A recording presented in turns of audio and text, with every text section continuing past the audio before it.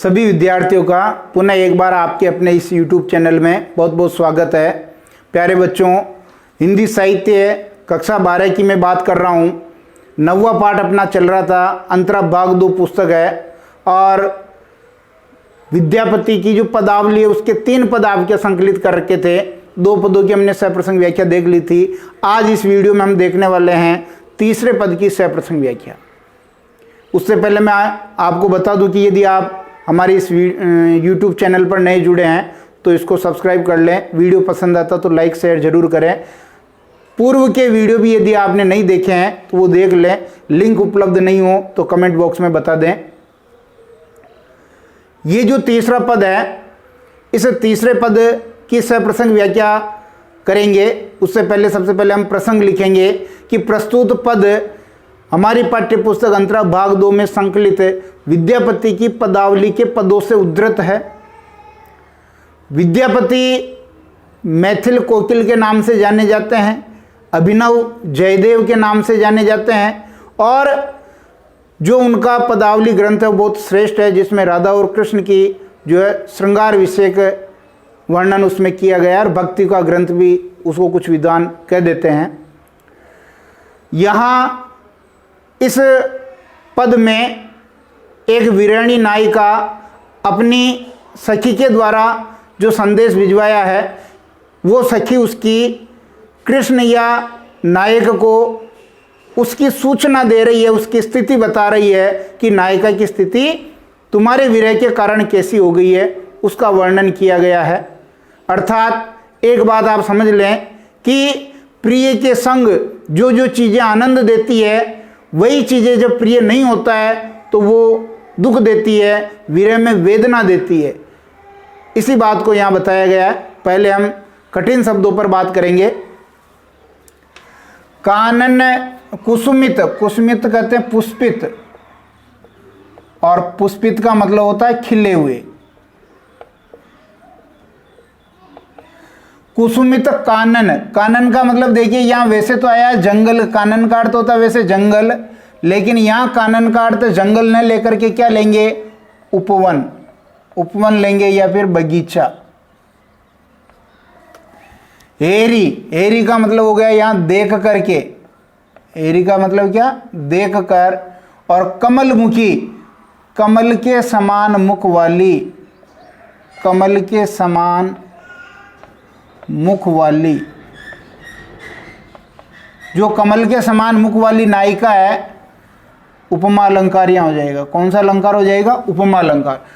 तो कुसुमित कानन हेरी कमलमुखी मूदी रहिए, बंद किए रहती है, बंद किए रहती है। दू नयन, ये नयन है, नयन आंखों के लिए है, यानी दोनों आंखें, दोनों आंखें वो बंद किए रहती है। कोकिल कलरव, कोकिल यानी कोयल, कोकिल किसे कहेंगे, कोयल। और कलरव का मतलब है गूंज या कूक कह सकते हैं। कोयल की जो कूक है, कोयल जो बोलती है, कलरव वैसे आवाज को कहते हैं। कलरव किसको कहते हैं, आवाज को। मधुकर धुनी सुनी, मधुकर कहते हैं भौरा और धुनी सुनी, धुनी यानी धुन, धुन कौन सी, धुन है यहाँ गूंजने की, जो भौरा गूंजता है ना, गूंज। सुनी, सुन करके। कर देई, कर यहाँ आया हाथ, देई जापई कान, माधव, माधव कृष्ण। सुन सुन बचन हमारा, तू गुण यानी तुम्हारे गुण, तुम्हारे गुण। सुंदरी अति बेल दूबरी, सुंदरी यानी जो सुंदर नायिका है, सुंदर नायिका।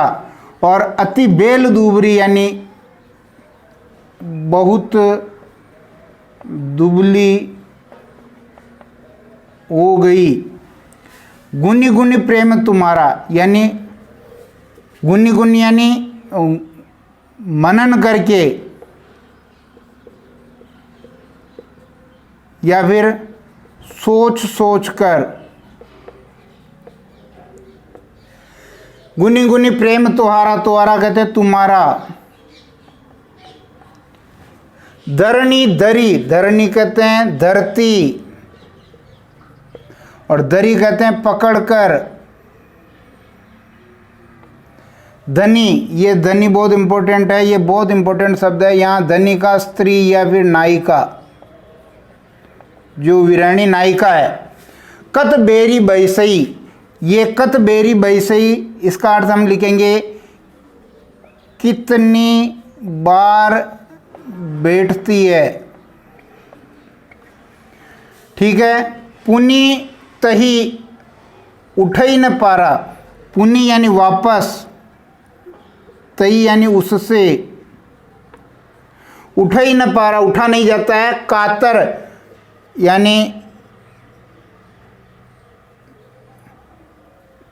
कातर अपन कह सकते हैं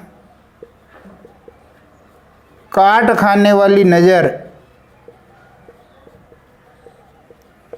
डीठी यानी कातर, डीठी यानी काट खाने वाली नजर। करी चौदिसी, चौदिसी यानी चारों दिशाएं, चारों दिशाओं में। हेरी, हेरी यानी देख कर। नयन गरे जलधारा, नयन आंखों से, गरे यानी गिरते हैं। तोहर विरह यानी तुम्हारे, विरह दिन। क्षण क्षण यानी पल पल, ये क्षण क्षण यानी पल पल, क्षण क्षण लिख दो, क्षण क्षण। तनु, तनु आया यहाँ शरीर, किसका शरीर? नायिका का। क्षीण यानी दुबली। चौदसी चांद समान, चौदस के चांद के समान। बनई विद्यापति शिव सिंह, बनई यानी कहते हैं, कहते हैं विद्यापति शिव सिंह। और नरपति, नरपति कहते हैं राजा, नरपति यानी आदमियों का स्वामी। कौन? राजा। और शिव सिंह जिसके आश्रय में ये रहते थे, राजा शिव सिंह।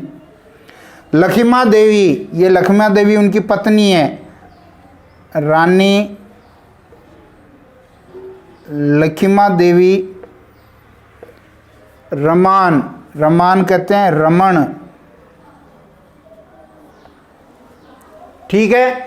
इस प्रकार ये कठिन शब्द हमने जो देखे हैं, इससे आपको बहुत मदद मिलेगी इसका जो है भावार्थ करने में, इसकी व्याख्या करने में। अब हम इसकी व्याख्या के ऊपर चलते हैं। उससे पहले मैं आपको बता दूं, जहाँ जहाँ दो ही शब्द एक जैसे जहाँ आ रहे हैं वहाँ पुनरुक्ति प्रकाश अलंकार हो जाएगा। देखिए यहाँ पर आया आपके पुनरुक्ति प्रकाश अलंकार सुन सुन, ये पुनरुक्ति प्रकाश अलंकार। इसी प्रकार गुनी गुनी पुनरुक्ति प्रकाश अलंकार। इसी प्रकार आगे और देखिए यहाँ आया, और कहाँ पे आया है, हेरी हेरी पुनरुक्ति प्रकाश। फिर आगे और देखिए क्षण क्षण पुनरुक्ति प्रकाश, बहुत सारी जगह पुनरुक्ति प्रकाश आया। और अनुप्रास तो आई। तो व्याख्या करेंगे। प्रस्तुत पद में विद्यापति ने एक वीरानी नायिका की स्थिति का वर्णन किया है। उस वीरानी नायिका की स्थिति को उसकी जो सखी है, उसकी सहेली, उस नायक को बता रही है। जो नायक उस वीरानी स्त्री से दूर है, उसको बता रही है कि तुम्हारे वियोग के कारण, तुम्हारे प्रेम में जो मिलने वाले पीड़ा दुख के कारण तुम्हारी प्रेमिका की, प्रियतमा की क्या स्थिति हो गई है, उसको वो बता रही है। क्या कह रही है वो देखिए वो सखी। कुसुमित कानन हेरी कमलमुखी। मैंने पहले ही बताया था, जब प्रियतम पास होता है, यानी जो संयोग में जो चीजें, प्रेम में प्रियतम के सामीप्य में जो चीजें आपको आनंद देती है, जब प्रियतम दूर चला जाता है तो वही चीजें आपको दुख देती है। तो यहाँ क्या कहा देखिए, वो उस वीरानी नायिका की जो सखी है, सहेली है, वो नायक से कह रहे कि कुसुमित कानन हेरी कमलमुखी। वो कमल के समान मुख वाली जो वीरानी नायिका है, जब पुष्पित यानी खिले हुए उपवन बगीचे को देखती है, जिसमें रंग बिरंगे पुष्प विकसित हो रहे हैं, खिल रहे हैं, हेरी यानी देखती है, अर्थात वो कह रही है कि वो वीरानी नायिका जब उस बगीचे में चली जाती है जिस बगीचे में रंग बिरंगे पुष्प खिले हुए हैं, पुष्पित हैं, और वो जब उनको देखती है कमल के समान मुख वाली, मूदी रहे दू नयन, तो वो खिले हुए जो बगीचे हैं, फूलों के रंग बिरंगे जो सौंदर्य उस नायिका को देखा नहीं जाता है। जब वो उस सौंदर्य को देखती है तो उसे अपने प्रियतम की याद आती है और इसलिए वो अपनी दोनों आंखें ही बंद कर लेती है ताकि उसके प्रियतम की याद ही नहीं आए। अगर वो खिले हुए फूलों को देखेगी तो उसके प्रियतम की याद उसको सताएगी। क्या कहा, मूदी रहे यानी बंद किए रहती है, दू नयन दोनों आंखें बंद कर लेती है, अर्थात जब वो बगीचे में जाती है तो उसके खिले हुए पुष्पों को देखती नहीं है और अपनी आंखें वो बंद कर लेती है ताकि वो खिले हुए पुष्प दिखेंगे ही नहीं और उसको उसके प्रियतम की याद नहीं आएगी। ऐसा वर्णन कौन कर रही है? उस वीरानी नायिका की जो सखी है, उस नायक से उसके स्थिति को बता रही है। कोकिल कलरव, यहां देखो उपमा अलंकार मैंने पहले बता दिया। कोकिल कलरव मधुकर धुनी सुनी, कर देई जापई कान, कर देई जापई कान, यानी दोनों कान अपने हाथों से जाप लेती है यानी बंद कर लेती है। क्या कहा?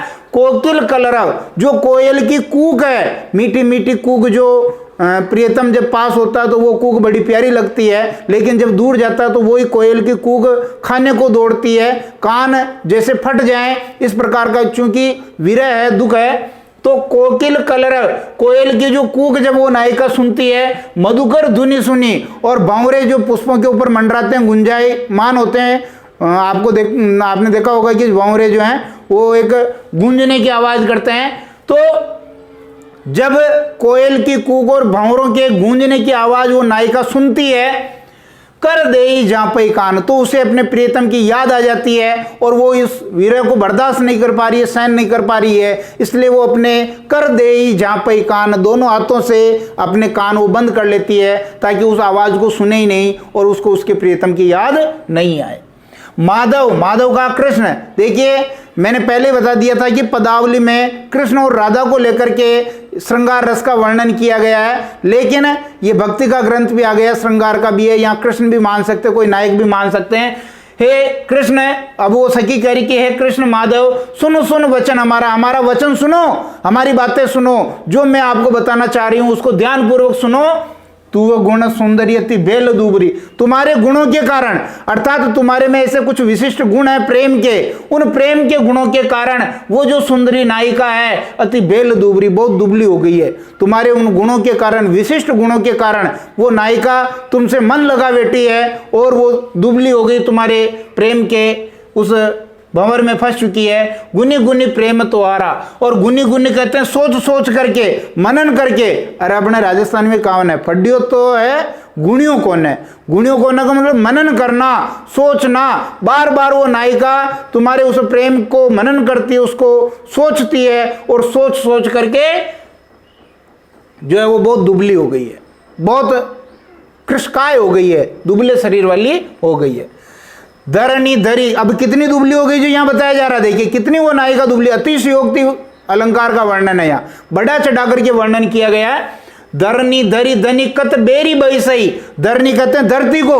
अरे भाई जब जो कोई ज्यादा कमजोर हो जाता है तो बैठ जाता है, और बैठता है ऐसा कि फिर वापस उसे खड़ा नहीं हुआ जाता। आपने देखा होगा कि ग्रामीण परिवेश में कुछ गाय बैल ऐसे होते हैं, जब वो ऐसी अवस्था में पहुंच जाते हैं कि वो बैठते हैं तो फिर उनसे खड़ा नहीं हुआ जाता। हम उसको अपनी भाषा में कहते हैं बेस क्यों पड़ गयो, आपके हो सकता कुछ और कहते होंगे।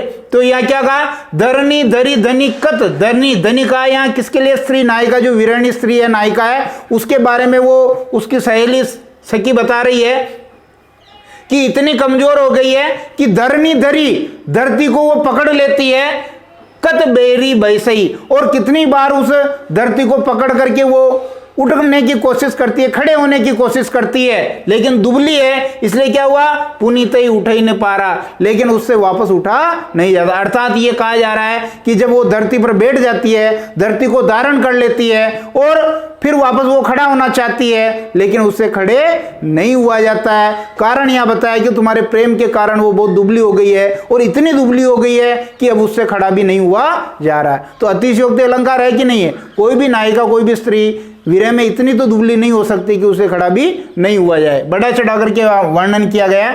धरनी धरी धनी, अर्थात वो स्त्री नायिका धरती पर जब बैठ जाती है, धरती को धारण कर लेती है। कत बेरी बैसई, और फिर वो कितनी बार खड़े होने की कोशिश करती है तो पुनः बैठ जाती, बार बार बैठती है।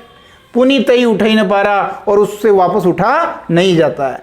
कातर दीठी करी, और कातर काट खाने वाली नजरें, जो कातर दीठी दृष्टि, दीठी यहाँ वैसे मैंने लिख रखा और लिख दूं मैं दृष्टि, काट खाने वाली नजरों से, कातर दृष्टि से वो 14सी हेरी, चारों दिशाओं में अपने प्रियतम को ढूंढती है। हेरी, हेरी हेरना उसे आता है, जो कोई चीज खो जाती है उसको हम ढूंढते हैं, उसके संदर्भ में हम हेरी शब्द का प्रयोग करते हैं। तो यहाँ क्या कहा, उसकी सखी क्या कह रही है कि हे माधव कृष्ण सुनो कि कातर नजरों से, काट खाने वाली नजरों से वो चारों दिशाओं में तुमको ढूंढती है, तुमको वो जो है पाना चाहती है, इसलिए 14सी हेरी, चारों दिशाओं में तुम्हें हेरती है। और जब तुम मिलते नहीं हो, नयन गरे जलधारा, और जब चारों दिशाओं में तुम मिलते नहीं हो तो उसके आंखों से जलधारा गिरने लग जाती है, आंसू बरसने लग जाते हैं। तो अब यहां पर भी जो अतिशयोक्ति अलंकार है, क्योंकि आंसू चाहे कितने भी बरसे लेकिन वो जलधारा के समान नहीं हो सकते, इसलिए अतिशयोक्ति अलंकार यहां कर देंगे।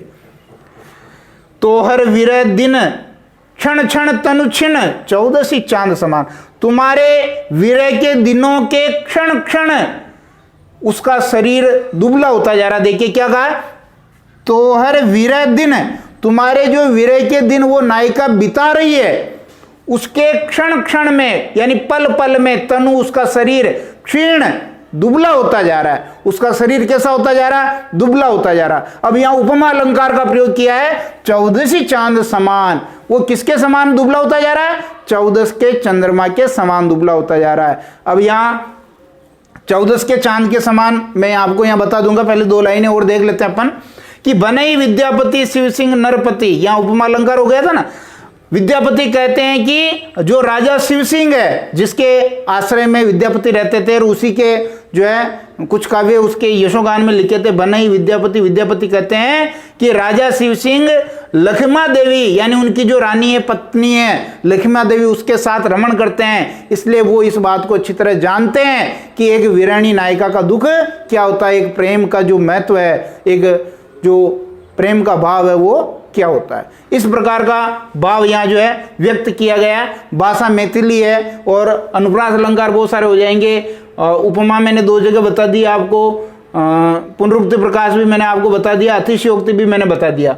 अब हम बात कर लेते हैं 14सी चांद समान। इस पर आपको समझना बहुत जरूरी है, केवल लिखने मात्र से अपने को ध्यान नहीं होगा कि ये होता क्या है। तो इसको समझते हैं कि जो अपना हिंदी महीना है, जिसमें 12 महीने चैत्र वैशाख ज्येष्ठ आषाढ़ श्रावण भाद्रपद आश्विन कार्तिक मार्गशीर्ष पौष माघ और फाल्गुन, ये 12 महीने हैं। और 12 महीने में एक महीने में 15-15 दिन के 2 पखवाड़े होते हैं, जिसे हम क्या कहते हैं, एक को कहते हैं हम शुक्ल पक्ष और एक को कहते हैं हम कृष्ण पक्ष।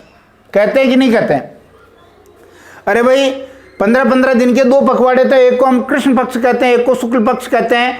एक जो तिथियां होती है एकम से शुरू होती है और 14 तक तो सेम रहती है, फिर एकम से 14 तक सेम रहती है, फिर यहाँ आती है आपके शुक्ल पक्ष है ना। शुक्ल पक्ष का मतलब ये है कि आपके उजाला बढ़ेगा और कृष्ण पक्ष का मतलब है अंधेरा बढ़ेगा। तो शुक्ल पक्ष का मतलब है उजाला बढ़ रहा है, उजाला बढ़ रहा का मतलब यहाँ आ गई आपके पूर्णिमा। क्या आ गई? पूर्णिमा। ठीक है, फिर देखिए, फिर वापस यहाँ एकम से जो है 14 तक ये सेम तिथियां होगी और उसके बाद अंधेरा बढ़ता जाएगा, फिर आ जाएगा आपके अमावस्या। ठीक है, तो अब यहां देखिए बात की है 14 चांद समान, 14 के चांद के समान। तो 14 तो दोनों में आएगा कि नहीं आएगा, लेकिन ये बात की है कृष्ण पक्ष के 14 के चांद के समान, क्योंकि जो 14 का चांद कृष्ण पक्ष का होगा उसमें देखिए ये चूंकि अंधेरा बढ़ रहा है तो पूर्णिमा को ऐसा बिल्कुल सफेद चांद था और 14 के दिन ये इस प्रकार का चांद हो जाएगा, जो ये पूरा तो काला रहेगा क्योंकि अंधेरा बढ़ गया है,